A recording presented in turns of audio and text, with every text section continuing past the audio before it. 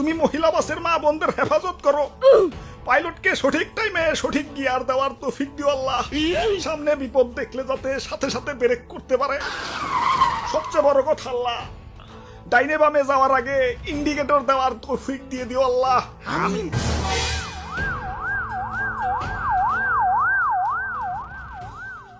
সকিনা, ও সকিনা, সাবধানে যাইও, নাই মাই জায়গা মতো খারিয়া থাকো। আমি দেখি অন্য বাসে আইতাছি। হালার কি দিনকাল পড়লো, বউয়ের সাথে একসাথে জার্নি করবো, তা বাসের কন্ট্রাক্টর আপায় আমারে নিলই না।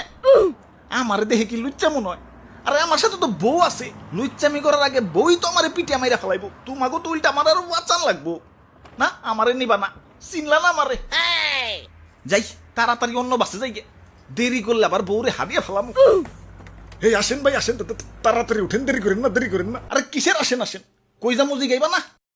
আমরা তো জিগিয়ে জিগিয়ে যাত্রী উঠাই না, আমরা তো হে বাস না। পুরিয়া বাপুরে, ইয়া মহিলা বাসে তো শুধু মহিলারা যায়। এখন মহিলা গো বাপ ভাই জামাই বয়ফ্রেন্ড, হেরা কি করব? অন্য বাসে গেলে তো হেরা আউরা বাস, হেরা যাইব হেগো মতো। ধরো অনেকে তো বইয়ের হটস্পট দিয়ে নেট চালায়। এখন আলাদা আলাদা বাসে গেলে দূরত্বের কারণে তো কানেকশন কাইতে যাইব।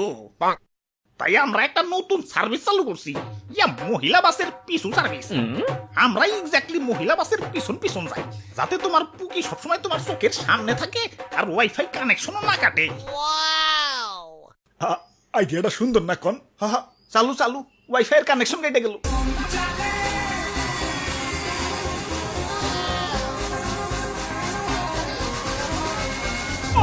সবাই মোনাজাত ধরো। হ্যাঁ মোনাজাত? বাসের মধ্যে হঠাৎ করে কিসের মোনাজাত? ইয়া বাপুরে, ইয়া সামনে বাস চালাইতেছে কেরা কেরা আবার? ও ওমেন, ইয়া পুকি বাসে নিজের মহিলাকে উঠিয়ে দিয়ে যারা এই বাসে উঠছে তাদের সবার হাতে একটা করে তসবি দিছি, যাতে আল্লাহ আল্লাহ করতে পারে। ইয়া ওমন তো চাই না, কারণ পাইলট তো মহিলা। হে আল্লাহ, তুমি মহিলা বাসের মা বোনদের হেফাজত করো। পাইলটকে সঠিক টাইমে সঠিক গিয়ার দেওয়ার তৌফিক দিও আল্লাহ। সামনে বিপদ দেখলে যাতে সাথে সাথে ব্রেক করতে পারে। সবচেয়ে বড় কথা আল্লাহ, ডাইনে বামে যাওয়ার আগে ইন্ডিকেটর দেওয়ার তৌফিক দিয়ে দিও আল্লাহ। আমিন।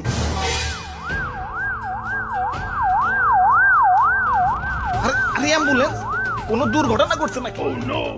বাস তো দেখা যায় ঠিকই আছে। ইয়া বাপুরে, আমরা যেমন পুকি বাসের পিছন পিছন যাই, এই অ্যাম্বুলেন্সও পুকি বাসের পিছন পিছন যায়। কখন কোন পথচারীদের লাগিয়ে দেয়, তাই অ্যাম্বুলেন্স সাথেই থাকে। কারণ কখন তো যায় না, পাইলট তো মহিলা। কাম সার ছেড়ে এমনি বাড়ির মহিলা নিয়ে টেনশনে থাকা লাগে।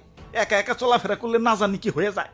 এখন এমন বাস চালু হয়েছে, টেনশন তো ডাবল হয়ে গেল। হবাই কখন তো যায় না, পাইলট তো মহিলা। ওই তোমার তো ডাবল হইছে, আমার তো 8 গুণ হইছে। 8 গুণ কেন?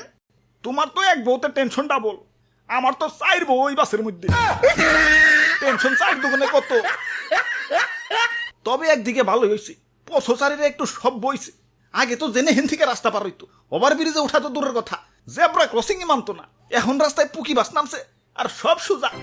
যত্র তত্র রাস্তা পারার পর তো দূরের কথা, রেড সিগন্যালের পরও জেব্রা ক্রসিংটা পার হওয়ার আগে ডাইনে বামে কমসে কম 150 বার টাকা যে কোথাও কোনো পুকি বাস আছে নাকি।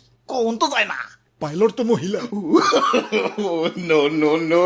ওই ড্রাইভার সাহেব, বাসটা একটু মহিলা বাসের পাশাপাশি নেন না, আমার বউগিলার একটু দেখতে মন চাচ্ছে।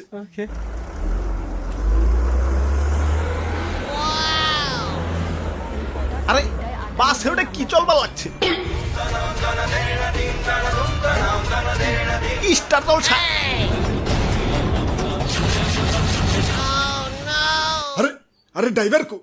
আস্তাগফিরুল্লাহ, হাওলা ওয়ালা কুওয়াতা ইল্লা বিল্লাহ। আরে ড্রাইভার সাহেব কো?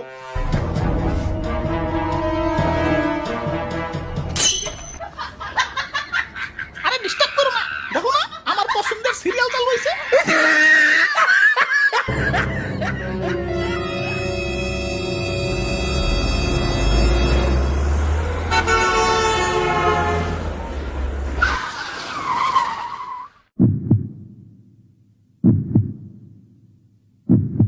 হাই হাই রে, আল্লাহ বাঁচাইছে।